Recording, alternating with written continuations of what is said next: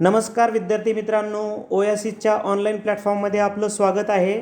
या व्हिडिओमध्ये आपण पाहणार आहोत TET परीक्षा पेपर क्रमांक 1 व पेपर क्रमांक 2 साठी अत्यंत महत्त्वाचा असणारा विषय म्हणजे बालमानसशास्त्र व अध्यापनशास्त्र, जो तुम्हाला 30 गुणांसाठी विचारला जातो। या व्हिडिओमध्ये नेमकं आपण या विषयाची तयारी कशी करायची आहे, त्याचबरोबर मागे झालेले जे पेपर आहेत म्हणजे 2013 पासून झालेल्या सर्व पेपरचे आपण घटक विश्लेषण केलेले आहे, त्याचबरोबर त्याचं वर्गीकरण केलेलं आहे आणि कोणत्या टॉपिकवर प्रश्न रिपीट होतात याची देखील माहिती तुम्हाला मिळणार आहे। त्याचबरोबर बुक्स कोणते वाचायचे आहेत, कोणते IMP टॉपिक्स आहेत ते येणाऱ्या एक्झामला तुम्हाला उपयुक्त ठरू शकतात, या संबंधाने सविस्तर चर्चा या व्हिडिओमध्ये केलेली आहे। त्यामुळे पूर्ण व्हिडिओ बघा, निश्चितच तुम्हाला बालमानसशास्त्र व अध्यापनशास्त्राच्या तयारीसाठी ही चर्चा उपयुक्त ठरेल। तत्पूर्वी तुम्ही जर आपले ॲप डाउनलोड केले नसेल तर हे ॲप डाउनलोड करू शकता, ज्यामध्ये तुम्हाला ओल्ड पेपर दिलेले आहेत, त्याचबरोबर मॉडेल पेपर दिलेले आहेत, जे पेपर तुम्ही ऑनलाईन पद्धतीने सोडवू शकता, व्ह्यूज करू शकता आणि प्रत्येक पेपरच्या विश्लेषणाचा व्हिडिओ देखील पाहू शकता। सुरुवातीला आपण TET पेपर क्रमांक 1चं घटकनिहाय गुणासहित विश्लेषण करूया आणि नंतर मग TET पेपर क्रमांक 2चं विश्लेषण करूया, जेणेकरून आपल्याला नेमकं कळून जाईल की कोणत्या घटकावर प्रश्न विचारतात आणि रिपीट कोणते घटक होतात। आपण जर पाहिलं तर आतापर्यंत 9 पेपर झाले 2013 पासून तर 2025 पर्यंत। त्यामध्ये TET पेपर क्रमांक 1चं पाहूया। शैक्षणिक मानसशास्त्र व अभ्यास पद्धती, अलीकडे कमी मार्क्स यावर विचारलेत, परंतु 17, 16, 14ला यावर मार्क्स विचारले होते। त्यानंतर बालकाच्या विकासाच्या अवस्था यावर कंपल्सरी प्रश्न आहे। तुम्ही जर बघितलं तर 2024ला 4 प्रश्न आले होते, 25ला 1 प्रश्न आला, त्यानंतर 2, 2, 3, 2, 2, 2, म्हणजे ज्या बालकाच्या विकासाच्या अवस्था हे जे प्रकरण आहे हे आपण व्यवस्थित करून जाणं अपेक्षित आहे। त्यानंतर अध्ययन प्रक्रिया यावर आधारित प्रश्न खूप सारे विचारतात। अध्ययनाची वैशिष्ट्य यावर कंपल्सरी 2, 2, 3, 3, 4, 4 प्रश्न त्यांनी विचारलेले आहेत प्रत्येक इयरला। अध्ययनाच्या उपपत्ती दरवेळेस 3 उपपत्तीवर प्रश्न विचारतात, म्हणजे आपल्याला समजून येतं की अध्ययनाच्या उपपत्ती हे आपण करून जाणं अतिशय महत्त्वाची आहे, त्याची तयारी, कारण हमखास आपल्याला 2 ते 3 प्रश्न हे अध्ययनाच्या उपपत्तीवर त्यांनी विचारलेले आहेत। त्यानंतर अध्ययन संक्रमण या टॉपिकवरही दरवेळेस प्रश्न विचारतात। तुम्ही जर पाहिलं 2025, 21, 20, 18, 17, 16 जुन्या प्रश्नपत्रिकामध्ये म्हणजे 17, 16ला तर 2-2 प्रश्न त्यांनी अध्ययन संक्रमणावर विचारलेले आहेत। त्यानंतर त्यांचे जास्तीत जास्त प्रश्न विचारत असतात बघा ते अध्यापन प्रक्रिया,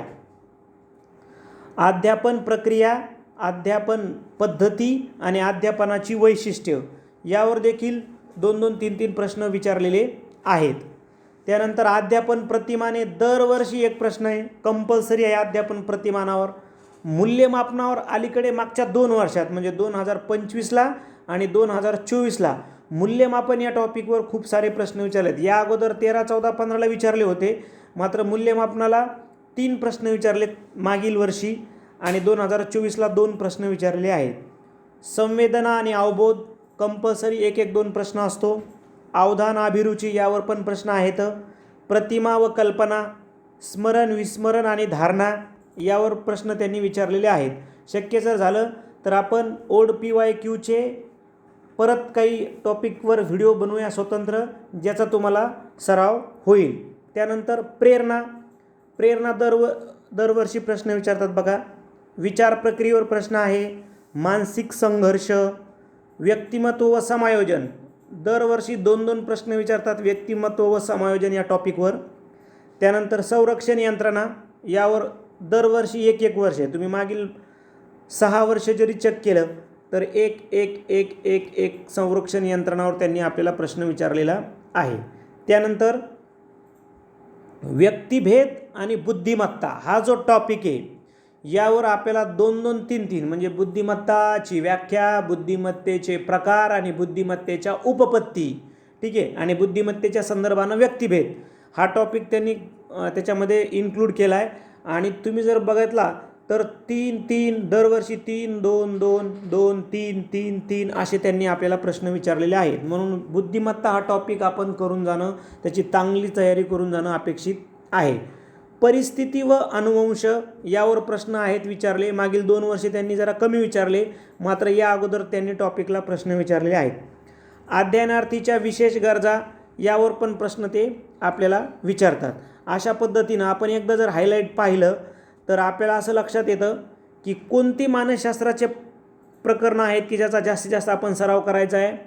ती म्हणजे बघा व्यक्तिभेद व बुद्धिमत्ता. म्हणजे बाकीचे तर सर्व कंपल्सरी आहेच एक एक गुणांसाठी, पण 2-2 गुणांसाठी विचारले कोणते तर व्यक्तिभेद व बुद्धिमत्ता, व्यक्तिमत्व व समायोजन, प्रेरणा, स्मरण विस्मरण आणि धारणा, त्यानंतर संवेदना व अवबोध, अध्यापनाची प्रतिमानं, अध्यापन प्रक्रिया पद्धती आणि वैशिष्ट्य, त्यानंतर अध्ययन संक्रमण, अध्ययन उपपत्ती, अध्ययन प्रक्रिया आणि वैशिष्ट्य, बालकाच्या विकासाच्या अवस्था. एवढे प्रकरणं 2, 3, 4 वेळेस त्याला रिव्हिजन द्या आणि बाकीचे प्रकरणंसुद्धा आपल्याला प्रश्न प्रकारानुसार करायची आहेत. आता त्यानंतर आपण दुसरा जो पेपर आहे तो एकदा ॲनालाइज करूया आणि आपल्याला त्यावरून हे पण लक्षात येईल की पहिला पेपर आणि दुसऱ्या पेपर यामधले बरेचसे असे प्रकरणं आहेत ते कॉमन आहेत. म्हणून अभ्यास करताना आपण दोनही पेपरचे जे ओल्ड क्वेश्चन पेपर आहेत त्याचा अभ्यास करणं अपेक्षित आहे, कारण तो देखील सराव होईल. म्हणजे तुम्ही फक्त 2 जरी देणार असला तरी पेपर 1चा ओल्ड क्वेश्चन पेपर जे आहेत मानसशास्त्राचे त्याचा यूज करू शकता आणि पेपर 1 जरी देणार असलात तरीही दुसऱ्या पेपरचे तुम्ही सरावासाठी ते प्रश्न वापरू शकता. ठीक आहे. TET पेपर क्रमांक 2चं घटकनिहाय विश्लेषण बघूया. शैक्षणिक मानसशास्त्र व अभ्यास पद्धती यावर त्यांनी प्रश्न विचारले आहेत. त्यानंतर आपण पाहिलं तर कंपल्सरी प्रश्न आहे बालकाच्या विकासाच्या अवस्था. ठीक आहे. यावर आपल्याला असं आपल्या ज्या अवस्था माहिती ना आपल्या सर्व पाठ येते DED BEDला, कुमारावस्था, युवा अवस्था, ठीक आहे, बाल्यावस्था, याची वैशिष्ट्ये काय आहेत, त्याचा कार्यकाळ काय आहे हे आपल्याला पाहून जायचं आहे. बघा कंपल्सरी 2-3-2-2-3-3-3 असे त्यांनी गुण विचारलेले आहेत. त्यानंतर अध्ययन प्रक्रिया आणि वैशिष्ट्य यावर पण प्रश्न आहेत. अध्ययन उपपत्तीवर 3-2-3-2 म्हणजे कंपल्सरी प्रश्न आहेत. त्यानंतर अध्ययन संक्रमणावर कंपल्सरी एक प्रश्न विचारतात ते. अध्ययन संक्रमणाचे प्रकार करून जा आणि अध्ययन संक्रमणाच्या उपपत्ती एक आपल्याला कंपल्सरी एक गुण पडून जातो. अध्ययन प्रक्रिया व अध्ययन पद्धतीची वैशिष्ट्य म्हणजे अध्यापन प्रक्रिया, त्याचबरोबर अध्यापन पद्धती आणि त्याचबरोबर अध्यापनाची वैशिष्ट्य. बघा तुम्ही 4 प्रश्न विचारलेत या टॉपिकवर. काय काय करायचं आहे? अध्यापन, अध्यापनाची प्रक्रिया, अध्यापनाच्या पद्धती आणि अध्यापनाची वैशिष्ट्य 4 प्रश्न विचारले. त्याच्यामध्ये जर आपण प्रतिमानं इन्क्लूड केले, अध्यापन प्रतिमानं उपपत्ती म्हणजे जसं अध्ययनाच्या उपपत्ती करायच्या आहेत आपल्याला त्याच पद्धतीनं अध्यापनाच्या देखील उपपत्ती करून जायच्या आहेत. बघा 1-2-3-2-2-2-2-2 अध्यापनाच्या उपपत्तीसुद्धा आपण करून जाणं अपेक्षित आहे. त्यानंतर मूल्यमापन अलीकडे मागील 2ही वर्षे 4 गुण विचारले तर मूल्यमापनावर. संवेदना व अवबोध कंपल्सरी आहे. अवधान व अभिरुची कंपल्सरी विचारलेत. प्रतिमान व कल्पना, स्मरण विस्मरण आणि धारणा, प्रेरणा कंपल्सरी 1 गुण आहे.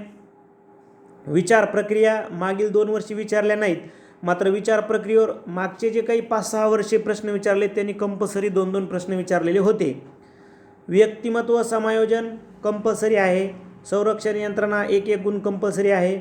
व्यक्तिभेद व बुद्धिमत्ता जसं पेपर क्रमांक 1ला महत्त्वाचा टॉपिक आहे तसं 2लाही तुम्हाला व्यक्तिभेद व बुद्धिमत्ता हे प्रकरण अत्यंत महत्त्वाचं आहे. त्यानंतर परिस्थिती व अनुवंश, अध्ययनार्थ्यांच्या विशेष गरजा आणि सांख्यिकी यावर आधारित त्यांनी प्रश्न आपल्याला विचारले होते.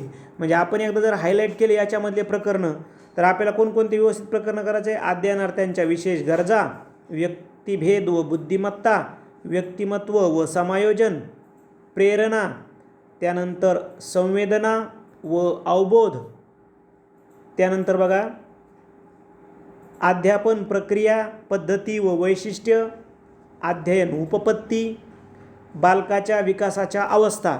एवढी प्रकरणं आपल्याला 2-2, 3-3 वेळेस रिव्हिजन द्यायचे आणि जे प्रकरणं एक एक गुणाला विचारतात तीसुद्धा अभ्यास करायची आहेत. यावरून आपल्याला असं लक्षात येतं की पेपर 1 आणि पेपर 2चे बरेचसे टॉपिक रिपीट झालेले आहेत. म्हणजे जवळपास सारखेच टॉपिक आहे. अध्ययन उपपत्ती दोन्ही पेपरला विचारल्यात, अध्ययन संक्रमण दोन्ही पेपरला विचारले, अध्यापन उपपत्ती दोन्ही पेपरला विचारले, बुद्धिमत्ता दोन्ही पेपरला विचारले, व्यक्तिमत्व आणि समायोजन म्हणजे जवळपास सारखेच टॉपिक आहेत आणि त्या टॉपिकवर प्रश्न विचारलेत. म्हणजे पेपर 1 आणि पेपर 2 असं आपल्याला क्लिअर कट अभ्यास न करता दोनही पेपर जर तुम्ही भरलेले असतील तर काही प्रश्नच नाही आहे. परंतु एक जरी तुम्ही पेपरची तयारी करताय तर तुम्ही दोनही पेपरच्या अर्थात ओल्ड पेपरचाही अभ्यास करा दोन्ही पेपरच्या आणि सराव पेपरसुद्धा तुम्ही जॉईन करू शकता जे आपल्या ॲपमध्ये तुम्हाला उपलब्ध करून देण्यात आलेले आहे. तुम्ही जर प्ले स्टोअरला जर गेलात तर तिथं तुम्हाला ॲप आहे ओएसिस करिअर पॉईंट नावाचं. तिथे जाऊन तुम्हाला ओल्ड पेपरही उपलब्ध आहेत आणि सराव पेपर देखील आहेत. आता टॉपिक तर हे झाले. हे टॉपिक तुम्ही व्हिडिओ समजा इथं जर तुम्ही पॉज केला व्हिडिओ तर तुम्हाला वैशिष्ट्याचे नाव लिहिता येईल. त्यानंतर इथे पॉज केला, ठीक आहे. त्यानंतर दुसऱ्या पेपरचाही तुम्ही व्हिडिओ इथे पॉज करा आणि परत इथे पण तुम्ही पॉज करू शकता आणि ते तुमचे पॉईंट्स लिहून घेऊ शकता, ठीक आहे. आता बघूया की पुस्तकं कोणती यूज करायची आहेत अभ्यास करत असताना बालमानसशास्त्राचा. तर सर्वात पहिले जे पॉईंट वर आलेले आहेत ना, आपण आता पाहिले ना ते कोणकोणत्या महत्त्वाची प्रकरणं आहेत. तर ती प्रकरणं पहिली तर तुम्ही DEDच्या आणि BEDच्या जे तुम्ही अध्यापक शिक्षण घेतलात ते DED असो किंवा BED त्या पुस्तकामधनं ही प्रकरणं यांचं रिव्हिजन करा, ठीक आहे. जर आता तुमच्याकडे ते पुस्तकं अवेलेबल नाहीत तर बालमानसशास्त्र व अध्यापनशास्त्र नावाचं बुक्स आहे डॉक्टर शशिकांत अन्नदाते सरांचं. ते सुद्धा बुक अत्यंत दर्जेदार आहे. अगदी परीक्षेच्या दृष्टिकोनातून त्यांनी ते बुक तयार केलेलं आहे. त्याचबरोबर शैक्षणिक मानसशास्त्र नावाचं डॉक्टर सुरेश करंदीकर सरांचं बुक आहे. ते सुद्धा उत्तम बुक आहे. त्यामधून सुद्धा तुम्हाला खूप सारा अभ्यास होईल, ठीक आहे. म्हणजे बालमानसशास्त्र आणि अध्यापनशास्त्राचा या बुक्समधून तुम्ही सहज पद्धतीने अभ्यास करू शकता. आणि जसं वरती सांगितल्याप्रमाणे किमान 5 वर्षाचे ओल्ड पेपर तुम्ही अभ्यासणं गरजेचं आहे, ठीक आहे. ओल्ड पेपर दोनही पेपरचे मागील 5 वर्षाचे. आपण तर आपल्या ॲपमध्ये मागील 9 वर्षाचे पेपर दिलेत तुम्हाला.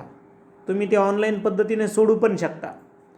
आणि मानसशास्त्राचे 10 सराव पेपरसुद्धा तुम्हाला उपलब्ध करून देण्यात आलेले आहेत. म्हणजे तुम्ही ते TET 1साठी घेऊ शकता आणि 2साठी घेऊ शकता, ठीक आहे. 10 सराव पेपरसुद्धा तुम्ही घेऊ शकता जे तुम्हाला ओएसिस करिअर पॉईंटच्या ॲपमध्ये जाऊन परचेस करता येतील.